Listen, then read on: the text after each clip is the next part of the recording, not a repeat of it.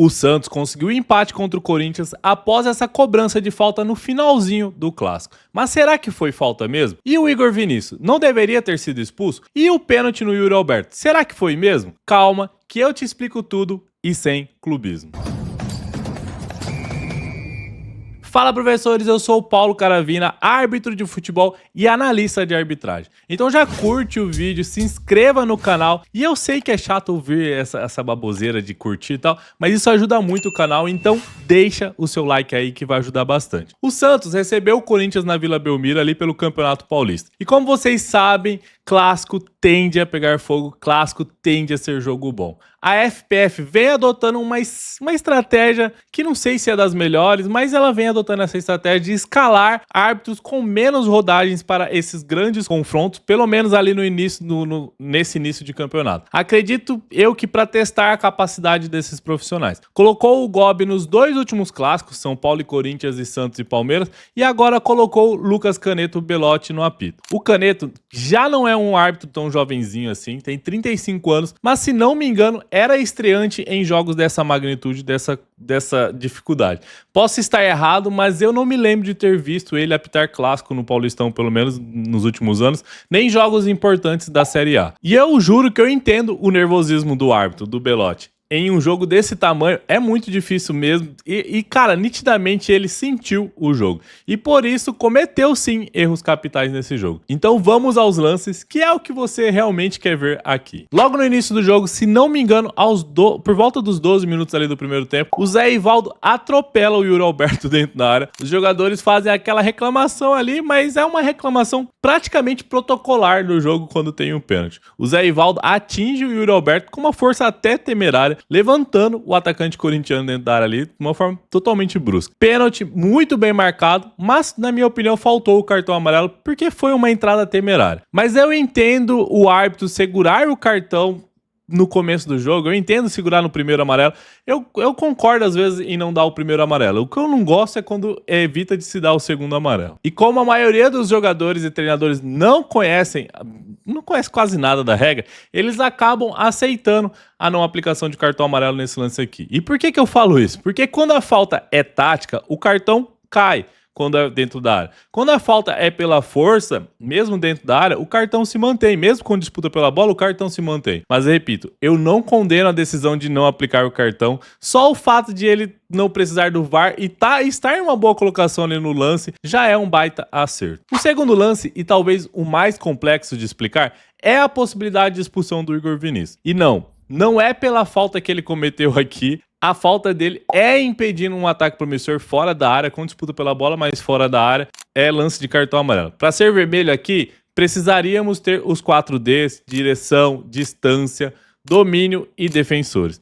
E vemos que o Zé Ivaldo está na cobertura ali, então o D dos defensores cai e o cartão amarelo para o Igor Vinícius foi muito bem aplicado. Mas a reclamação do vermelho não foi pela falta. A reclamação foi na execução da falta. Após o árbitro autorizar a execução, o Igor Vinícius se adianta e impede a bola de seguir ali em direção ao gol. E após bater no Igor Vinícius, o árbitro apita e dá até para ver ele conferindo o número nas costas ali do Igor Vinícius para saber se ele já tinha cartão. Porque em tese, se ele mandou voltar, ele teria que aplicar o cartão amarelo por esse adiantamento ali do Igor Vinícius. Até na transmissão, o Cazé falou da seguinte forma: ele comete um erro ali, falando que o erro foi do árbitro em autorizar com o jogador adiantado. Mas não foi bem assim que acontece. Quando você revê o lance, percebe o seguinte: o árbitro apita, o Igor Vinícius se adianta, o árbitro manda ele voltar, e o Igor Vinícius dá aquele migué e se adianta de novo, impedindo o chute. Tudo isso após o apito. E a regra é clara: se o jogador se adianta intencionalmente e impede a cobrança,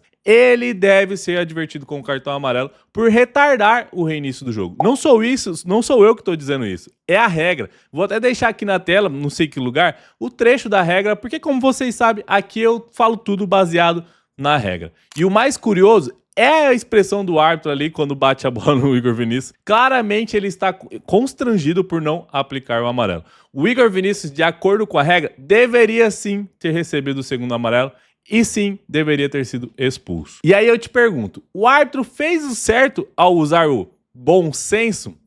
Eu odeio essa história de bom senso. Em alguns momentos até faz sentido, mas nesse caso eu não vejo sentido nenhum.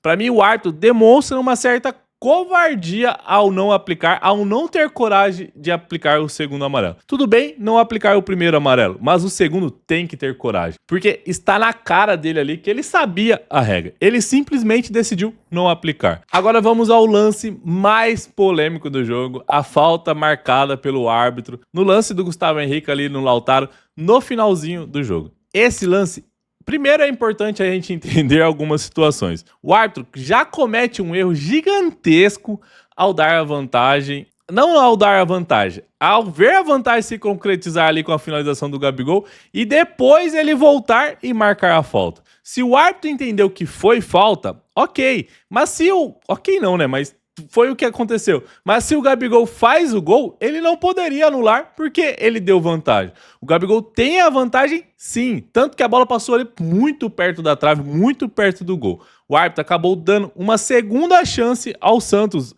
com essa vantagem aqui e depois uma marcação da falta. E isso não pode. Se ele apitou antes da finalização, ele se precipitou. Se ele apitou depois da finalização, ele errou. Porque a vantagem já tinha sim se concretizado. E não precisa ser gol para a vantagem se concretizar. Isso é importante a gente entender. Agora, sobre ser falta ou não, aqui pra mim não cabe discussão. Perceba que nem o Lautaro ali pede a falta, nem o Lautaro reclama da falta, isso já é gravíssimo. O carrinho do Gustavo Henrique é totalmente na bola, ele toca na bola de forma totalmente limpa, sem colocar em risco a integridade física do seu adversário, sem ser aquele carrinho maldoso. No nervosismo do jogo, o árbitro interpretou de uma forma completamente errada.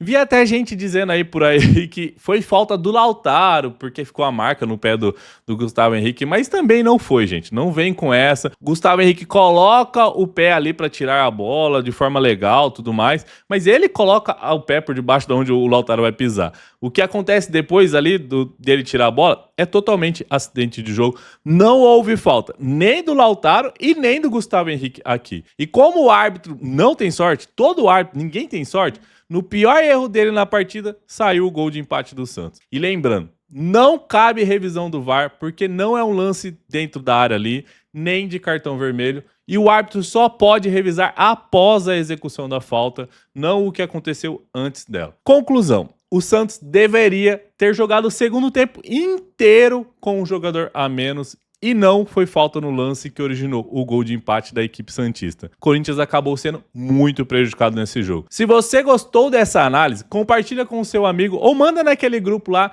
em que a galera ficou discutindo esses lances aqui que a gente comentou com vocês. Porque como vocês sabem, aqui é sem clubismo. Tchau.